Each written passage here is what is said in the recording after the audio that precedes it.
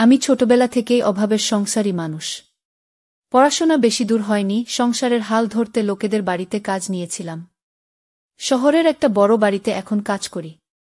বাড়ির মালিক খুব ভদ্রলোক, আর তার স্ত্রীও আমাকে পরিবারের মতোই দেখেন। কিন্তু এই বাড়ির সবচেয়ে অদ্ভুত মানুষ হলেন তাদের ছেলে অয়ন। বয়সে আমার চেয়ে ছোট, কলেজে পড়ে। প্রথম আমাকে খুব স্বাভাবিকভাবেই দেখত, কিন্তু সময়ের সঙ্গে যেন আমাদের মাঝখানে একটা আলাদা বোঝাপড়া তৈরি হয়ে গেল। অনেক সময় কাজের ফাঁকে দেখি অয়ন চুপচাপ দাঁড়িয়ে আমাকে দেখছে। আমি বলি, কি হলো বাবু? কিছু চাই? সে মৃদু হেসে বলে, না মাসি, শুধু দেখছিলাম আপনি কত পরিশ্রম করেন, অথচ কখনো ক্লান্ত লাগে না। তার এই কথাগুলো শুনে বুকের ভেতর কেমন যেন হালকা আলোড়ন ওঠে। মনে হয় কেউ আছে যে আমাকে সত্যিই খেয়াল করে। একদিন দুপুরে সবাই বাইরে চলে গিয়েছিল। আমি একা রান্নাঘরে কাজ করছিলাম। হঠাৎ অয়ন এসে বলল, মাসি, আমি সাহায্য করব। একা এত কাজ করবেন না। আমি অবাক হয়ে তাকালাম। বললাম, তুমি পড়াশোনা করো, এগুলো তোমার কাজ নয়। সে হেসে বলল, কিন্তু আপনাকে একা দেখে ভালো লাগে না। ওর সরল চোখের দৃষ্টি আমাকে থমকে দিল। সেই মুহূর্তে মনে হল আমাদের সম্পর্কটা কেবল মালিকের ছেলে আর কাজের মাসির মধ্যে আটকে নেই, এখানে আরও কিছু আছে যা বোঝানো যায় না, শুধু অনুভব করা যায়। সেদিনের পর থেকে অয়ন যেন আরও বেশি করে আমার কাছে আসতে চাইত। আমি যতই এড়িয়ে চলার চেষ্টা করি না কেন, ওর সেই নির্দোষ হাসি আর যত্নশীল আচরণ আমাকে কেমন করে যেন ভেতর থেকে গলিয়ে দিত। এক বিকেলে আমি বারান্দায় বসে কাপড় ভাঁজ করছিলাম। চারদিক ফাঁকা, মালিক মালকিন বাজারে গেছেন। অয়ন এসে পাশে বসে বলল, মাসি, আপনি জানেন, আপনার সাথে কথা বলতে আমার খুব ভালো লাগে।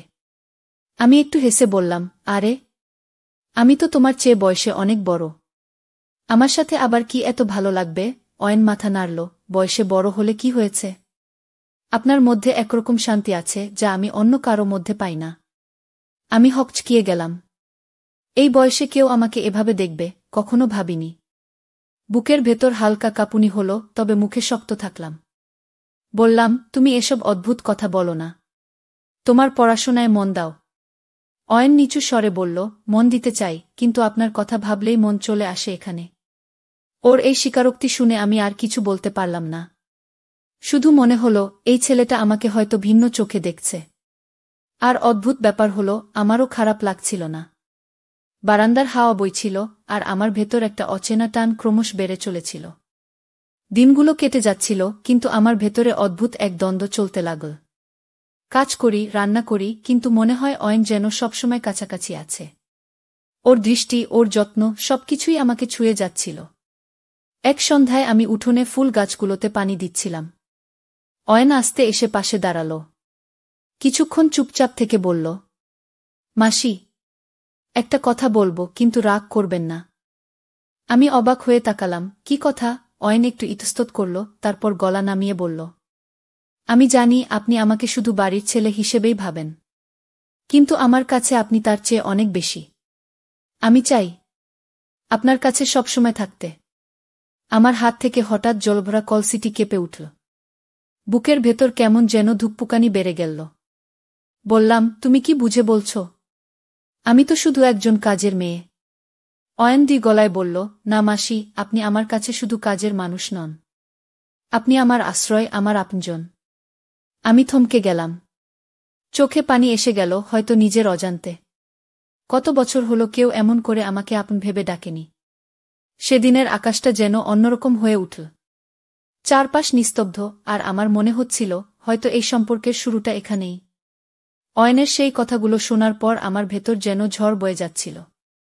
আমি কাজের মানুষ, সংসারের অভাব মেটাতেই এই বাড়িতে কাজ করতে এসেছি।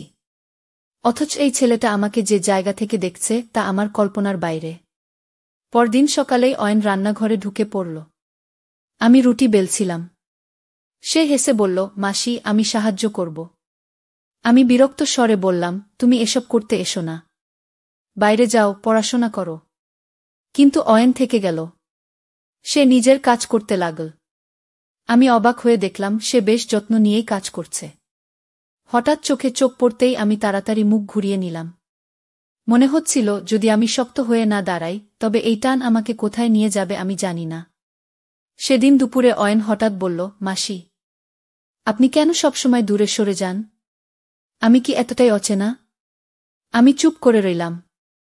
তারপর ধীরে বললাম, তুমি আমাকে যা ভাবছ আমি তা নই অয়ন। আমি শুধু একজন কাজের মানুষ। তোমার সাথে দূরত্ব রাখাটাই ঠিক। অয়ন হালকা হেসে উত্তর দিল, হয়তো ঠিক, কিন্তু হৃদয়ের টানকে কি এভাবে অস্বীকার করা যায়? ওর চোখের সেই সত্যি দৃষ্টি আমাকে ভেতর থেকে কাঁপিয়ে দিল। আমি কিছুই বলতে পারলাম না। শুধু মনে হল, আমার যত এড়ানোর চেষ্টা তার চেয়ে বেশি করে আমি ওর দিকে টান অনুভব করছি।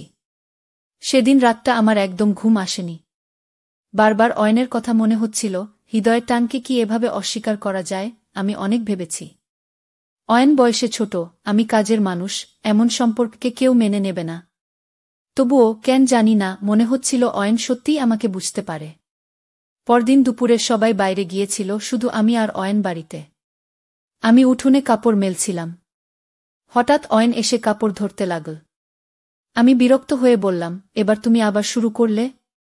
বারবার বলছি এসব করতে হবে না। অয়ন শান্ত গলায় বলল, মাসি, আমি শুধু আপনার পাশে থাকতে চাই। কাজ করার অজুহাতে হলেও। আমি থেমে গেলাম। তার চোখে এতটা আন্তরিকতা ছিল যে আমার কঠিন মন গলে যাচ্ছিল। হঠাৎ সে খুব আস্তে বলল, আপনি জানেন আমার বন্ধুদের সবার মা আছে, কিন্তু আমি ছোটবেলায় মাকে হারিয়েছি। আপনার মধ্যে আমি মমতাও পাই, আবার অদ্ভুত এক ভালোবাসার টানও পাই। তাই হয়তো আপনাকে ছাড়া থাকতে পারি না।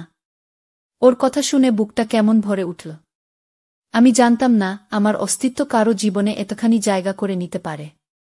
আমি বললাম, অয়ন, আমি জানি না ভবিষ্যতে কি হবে, কিন্তু এটুকু বুঝেছি, তোমাকে দূরে ঠেলে দিতে পারছি না। অয়ন মৃদু হেসে বলল, এটাই আমার জন্য সবচেয়ে বড় উত্তর। সেই মুহূর্তে মনে হল, আমাদের সম্পর্কের পথটা হয়তো সহজ নয়, কিন্তু সত্যিই ভেতরের টানটাকে আর অস্বীকার করা সম্ভব নয়। এরপর থেকে অয়ন যেন আমাকে আগের চেয়েও বেশি যত্ন করতে শুরু করল। সকালে কাজ করতে করতে যদি একটু ক্লান্ত হয়ে পড়ি, তখনই গ্লাস ভরা জল হাতে নিয়ে হাজির হয়। একদিন আমি হেসে বললাম, তুমি এভাবে করলে তোমার পড়াশোনা নষ্ট হবে। অয়ন মৃদু হাসল, না মাসি, আপনিই তো আমার শক্তি। আপনাকে খুশি রাখতে পারলে আমার পড়াশোনাও ভালো হবে। আমি কিছু বললাম না, শুধু মনে মনে ভাবলাম, ওর কথার ভেতর যে ভালোবাসা আছে তা সত্যিই অমূল্য। সেদিন সন্ধ্যায় বারান্দায় বসে আমি হাতের সেলাইয়ের কাজ করছিলাম। অয়ন এসে আমার পাশে বসল।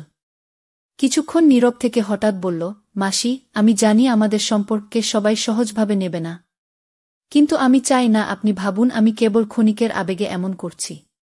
আমি সত্যিই চাই আপনি আমার জীবনের অংশ হয়ে থাকুন। আমি থেমে গেলাম। এতদিন ধরে আমার ভেতরে যে দ্বিধা ছিল তা যেন আস্তে আস্তে দূরে সরে যাচ্ছিল। আমি ধীরে বললাম, অয়ন, আমি হয়তো তোমার মতো করে ভাবতে পারি না, কিন্তু এটুকু জানি, তোমার সঙ্গ ছাড়া আমি নিজেকে আর একা মনে করতে পারি না। অয়ন আমার দিকে তাকিয়ে মাথা নিচু করল, যেন চুপচাপ একটা প্রতিজ্ঞা করল আমার পাশে থাকার। সেই সন্ধ্যায় বারান্দার বাতাসে অদ্ভুত শান্তি ছিল। মনে হচ্ছিল আমরা দুজন একে অপরের মাঝে নতুন একটা স্বীকৃতি খুঁজে পেয়েছি। সময়ের সাথে সাথে আমাদের টান আর গোপন থাকল না।